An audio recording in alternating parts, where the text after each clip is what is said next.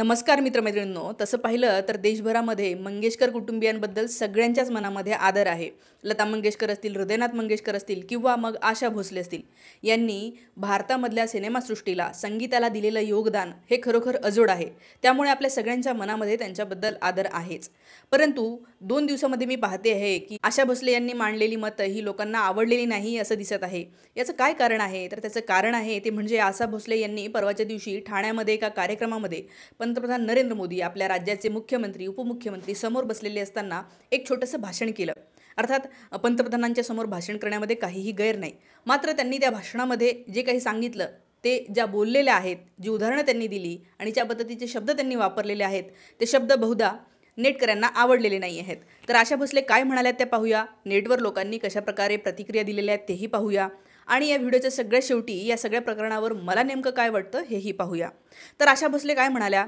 समोर पंतप्रधान बसलेले असताना आशा भोसले असं म्हणतात, लाडक्या बहिणींना महायुती सरकारनं जे 1500 रुपये दिले आहेत त्यामागचा आनंद माझ्यापेक्षा इतर कुणाला कळणार नाही. हेच काम जर 1947 साली कुणी केलं असतं तर मी 2 वेळेचं जेवले असते, असं आशा भोसले यांनी सांगितलं. म्हणजे याच्यावरून हे लक्षात येतं आहे की 1947 साली अशी परिस्थिती होती की आशा भोसले यांना 2 वेळेचं जेवण मिळत नव्हतं. अर्थात असणार आहे 1947 साली भारतामध्ये बहुतांश लोकांना हालाखीच्या परिस्थितीमध्ये जगावं लागलेलं आहे. अन्नाची वाणवा होती, दानादान होती आणि या सगळ्या परिस्थितीमधनं नक्कीच आशा भोसलेताई गेलेल्या असतील. यानंतर आशाताईंनी अजून काही वाक्य वापरली. त्यांनी पंतप्रधानांचं कौतुक केलं. ते असं म्हणाले, इतका मोठा भारत देश, इतका मोठा भारत देश, तो तुम्ही कसे काय सांभाळता? मला काय कळत नाही. तुमचं खरोखर कौतुक करायला पाहिजे. त्यांनी शुभेच्छा दिल्या. म्हणाल्या की तुम्ही असेच काम करत राहा. समोर बसलेले मुख्यमंत्री शिंदे साहेब यांनासुद्धा असंच काम करता येऊ दे म्हणून त्यांनी शुभेच्छा दिल्या. आता याच्यावर लोकांच्या प्रतिक्रिया पाहूया. सगळ्यात पहिली प्रतिक्रिया निखिल वागळे यांची आहे. निखिल वागळे आपल्या सगळ्यांना माहिती आहे, खूप मोठे पत्रकार आहेत. निखिल वागळे यांनी आजच पोस्ट केलं. ते म्हणतात, आशा भोसले यांनी गात राहावं, रसिक आयुष्यभर दाद देत राहतील, पण आपल्याला ज्यात कळत नाही अशा विषयावर ज्ञान देऊन हसं करून घेऊ नये, असं निखिल वागळे म्हणतात. थोडक्यात त्यांना म्हणायचं आहे की लोक हसत आहेत. निखिल वागळेंच्या या पोस्टवर सुद्धा अनेकांनी कमेंट्स केलेल्या आहेत. त्यातली पहिली कमेंट मी वाचते आणि मला ती महत्त्वाची वाटते. दीपाली वारुळे म्हणून एक युजर आहे. त्यांनी असं म्हणलं आहे की स्वातंत्र्यासाठी प्राणाचे बलिदान दिलेल्या हजारो लोकांपेक्षा आशा आजीला 1947 साली न मिळालेले 1500 रुपये जास्त महत्त्वाचे वाटतात. मगरीचे अश्रू गळायला असं यांना म्हणायचं आहे. लाजही वाटत नाही. लता दिदी 1945 सालापासून व्यावसायिक गायिका झालेल्या आहेत. हा इतिहास आहे. त्यांनी कुटुंबाला मदत केली, अर्थात त्यांनी सांभाळलं लता मंगेशकर यांनी. 1948 साली त्यांनी कार घेतली. लता ताईंनी कार घेतलेली 48 साली. आशा आजी तेव्हा अनाथ नव्हत्या. आनंदात घरी कुटुंबासोबत राहत होत्या, भरपेट खाऊन सुखी होत्या. 1949 साली आशा आजींनी लग्न केलं, 49ला. आणि त्या सांगत आहेत की 1947ला मला मिळायला पाहिजे होतं, तेव्हा मी एकच वेळ जेवायची, माझे मिस्टर यायचे, मग आम्ही दोघंजणं मिळून जेवायचो, ते पण एकच वेळ जेवायचो. म्हणजे आशाताईंनी थोडीशी गफलत केली. 1947ला त्यांचं लग्न झालेलं नव्हतं, लग्न 49ला झालं. मात्र 47ला हे मिळायला पाहिजे होतं असं त्या म्हणत आहेत आणि याच्यामध्ये फॅक्च्युअल चूक आहे असं या युजरचं म्हणणं आहे. तर ते असं म्हणतात, मग कुठून आला प्रश्न 47 साली आशा आजींच्या 2 वेळचा न जेवणाचा? या वयात फेकाफेकी करू नये आशा आजींनी.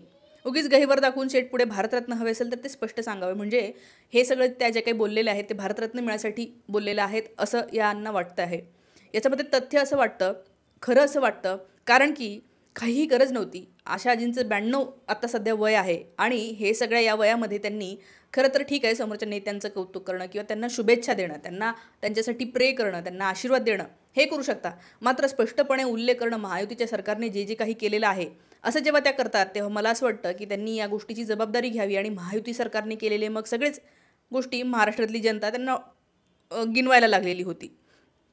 नेक्स्ट एक अजय पाटील म्हणून युजर आहे. त्यांचं म्हणणं आहे, नेहरू नसते तर मंगेशकर कुटुंबाने पूजा अर्चा करून पोट भरले असते, मात्र फिल्म इंडस्ट्रीमध्ये करिअर करू शकले नसते, कारण की तेव्हा नेहरू नसते तर भारत स्वतंत्रही झाला म्हणजे थोडक्यात RSSच्या पद्धतीने तो देश समोर गेला असता आणि RSSने स्वातंत्र्य संग्रामामध्ये बिलकुल मदत केलेली नाही आहे. त्यांचं म्हणणं असं होतं की मनुस्मृतीप्रमाणेच आपल्याला देश चालवायचा आहे. या अर्थाने यांना असं म्हणायचं की ही मॉडर्निटी आली नसती, सिनेमा आले नसते, गाणे आले नसते आणि यांचं करिअरसुद्धा घडलं नसतं, खुल्या विचाराचं आयुष्य जगता आलं नसतं, जे की आता त्यांना मिळतं आहे असं ह्या व्यक्तींचं म्हणणं आहे. व्यक्ती मराठी बाणा म्हणून युजर आहे. ते म्हणतात, आशाताई 2014 साली वचन दिल्याप्रमाणे 15 लाख दिले असते तर आनंद गगनात मावेन असा झाला असता. आता महाराष्ट्र हरायला आल्यावर पोटलीतून 2 महिन्यासाठी स्कीम काढणे लाजण्यासारखे नाही का, असा प्रश्न यांनी विचारलेला आहे. नेक्स्ट, एका व्यक्तीला म्हणायचं आहे, ताईंना नक्की काय सांगायचं आहे. 1,500 रुपये किंमत 1947 साली भरपूर होती, खूप होती. आत्ताच्या 2024च्या काळात ही किंमत खूप जास्त. सिलेंडर तेव्हा 800 होतं का, तेलाच्या पिशव्या 125 रुपयाला होत्या का, तांदूळ कडधान्य यांचे दर अव्वाचे सव्वा होते का, लाईट बिल, मुलांचं शिक्षण, अशा गोष्टी होत्या का तेव्हा महाग. तेव्हा तुम्ही म्हणताय की 1,500 रुपये तेव्हा मिळायला पाहिजे होते. एक व्यक्ती डायरेक्ट जातीवर आलेली आहे. मला हे खरं तर पटत नाही, पण त्यांचं म्हणणं आहे की नेहमी दक्षिणा मिळवण्यासाठी आसुसलेली जात आहे.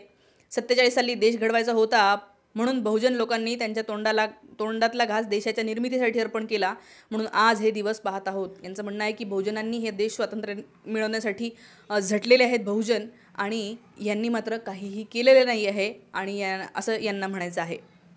नेक्स्ट, ताई, तुम्ही ज्या कलेमुळे ज्या काळात मोठ्या झाल्या, त्या काळात कलेला पोषक वातावरण, सुरक्षितता, संगीत क्षेत्राला योग्य न्याय, आदर, हे खरंच आहे. नेहरूंचं योगदान, आर्टबद्दलची त्यांची समज, या देशामध्ये दूरदर्शन त्यांनी सुरू केलेलं आहे. सगळं जे काही फिल्म इंडस्ट्री ग्रो व्हायला लागली, हे त्या सुरुवातीच्या काळामध्ये ग्रो व्हायला लागली, आणि याचं श्रेय नक्कीच यांना जातं. उलट 2014 जर तुम्ही पाहिलं तर कलाक्षेत्र म्हणजे काय, तर देशाचं नुकसान करणार आहे, देशाची संपत्ती वाया जाते त्यांना फंड करणं म्हणजे, असं या सरकारचं म्हणणं आहे. त्याच्यामुळे यांनी काय प्रकारच्या कलाकृतींना प्रोत्साहन दिलं, तर कलाकृती म्हणजे फक्त यांची विचारधारा सांगणं, हिंदुत्व कसं भारी आहे, मुसलमान कसे वाईट आहेत, काँग्रेस कसे वाईट आहे, असं एखादा सांगणारा पिक्चर असेल तर तो भारी असं यांना वाटतं. मात्र प्युअर आर्ट ही या सगळ्यांच्या पलीकडे असते. ती कुठली तरी एक इमोशन तुमच्या आतमध्ये तयार करते, कुठलं तरी एक भाव तुमच्या आतमध्ये निर्माण करते, आणि खरं तर कला ही देशाला जी आहे ती एका वेगळ्या पातळीवर घेऊन जात असते. तिला वाव दिला पाहिजे, जे की नेहरू आणि काँग्रेसच्या काळामध्ये सुरुवातीला झालं, असं या कमेंट करणाऱ्या लोकांचं म्हणणं आहे की नेहरूंनी विविध भारतीमार्फत सिनेमाची गाणी लावू दिली म्हणून तुमची लॉटरी लागली, नाहीतर पूर्वी फक्त धार्मिक गाणीच वाजत होती. आणि हे सगळंच जे आहे ते आकाशवाणी असेल, दूरदर्शन असेल, हे सगळं नेहरूंनी सुरू केलेलं आहे, आणि त्यांनी ते सुरू केलं, त्यांनी ते माध्यम भारतामध्ये आणलं, आणि म्हणून सुरुवातीच्या काळामध्ये सगळे तुमच्या फॅमिलीतल्याच लोकांना, भारतातल्या सगळ्यांनी ऐकलेलं आहे. परत तेच आहे, एका व्यक्तीचं म्हणणं आहे की या काळामध्ये आशा भोसले कमवायला लागल्या होत्या, त्यांनी असं बोलायला नको होतं. BJPची स्क्रिप्ट वाचत आहे. खरंच मलाही हे फील झालं की मॅडम, तुम्ही कलाकार आहात, तुम्ही ह्याच्यामध्ये तुम्ही स्वतःच म्हणता की मला राजकारणातलं काही कळत नाही, तर तुम्ही हे करू शकता की तुमच्या सगळ्यांना शुभेच्छा, तुमचं आरोग्य चांगलं राहो, तुम्हाला चांगलं काम करण्याची बुद्धी येऊ, असं तुम्ही म्हणू शकता. मात्र तुम्ही डायरेक्ट पाडे वाचलेले आहेत की हे युतीचं सरकार खूप चांगलं काम करत आहे. मग मॅडम, तुम्हाला हिशोब द्यायचा का? देवेंद्र फडणवीसांनी 2013 साली असं म्हटलं होतं की सोयाबीनला 6,000 भाव मिळावा, मात्र तो अजूनही मिळालेला नाही आहे.